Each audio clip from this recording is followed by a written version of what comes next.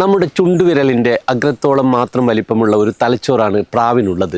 എന്നാൽ ക്യാൻസർ കോശങ്ങൾ ഉള്ളതും ഇല്ലാത്തതുമായിട്ടുള്ള മാമോഗ്രാം ഇമേജുകളെ ഒരു ഡോക്ടർക്ക് പറ്റുന്നതിലും മികച്ച രീതിയിൽ 99% കൃത്യതയോടെ പരിശീലനം കിട്ടിയ പ്രാവുകൾ തിരിച്ചറിയും. നമ്മുടെ അമ്മമാർ മാത്രമാണല്ലോ കുഞ്ഞുങ്ങൾക്ക് മുലപ്പാൽ കൊടുക്കുന്നത്.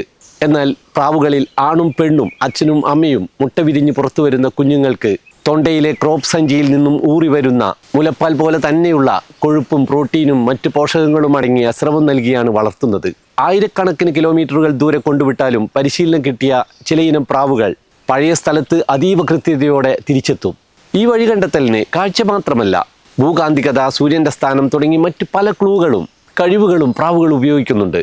വളർത്തു പ്രാവുകളുടെ വൈവിധ്യമാണ് ഡാർവിനെ പോലും ഇന്റർബ്രീഡിംഗ് വഴി, സെലക്റ്റീവ് ബ്രീഡിംഗ് വഴി പുതിയ ജീവവർഗ്ഗങ്ങളെ ഉണ്ടാക്കാനാവും എന്ന ചിന്തയിലേക്കും അതുവഴി പരിണാമ സിദ്ധാന്തത്തിലേക്കും എത്തിച്ചത്. ക്രിപ്റ്റോകോക്കസ് നിയോഫോർമാൻസ് അല്ലെങ്കിൽ ക്രിപ്റ്റോകോക്കസ് ഗാറ്റി തുടങ്ങിയ ഫംഗസുകളുടെ സ്പോറുകൾ നമ്മുടെ ശ്വാസകോശത്തിലെത്തിയാൽ ക്രിപ്റ്റോകോക്കോസിസ് എന്ന മാരക രോഗം ചിലപ്പോൾ പിടിപെടാം. ന്യൂമോണിയയും ചിലപ്പോൾ തലച്ചോറിൽ മെനിഞ്ചൈറ്റീസും ഒക്കെ ഉണ്ടാക്കി മരണത്തിലേക്ക് എത്തിക്കാം. ഈ ഫംഗസിൻ്റെ സ്പോറുകൾ പ്രാവുകളുടെ കാഷ്ടത്തിലൂടെ നമ്മുടെ ഉള്ളിലെത്താം.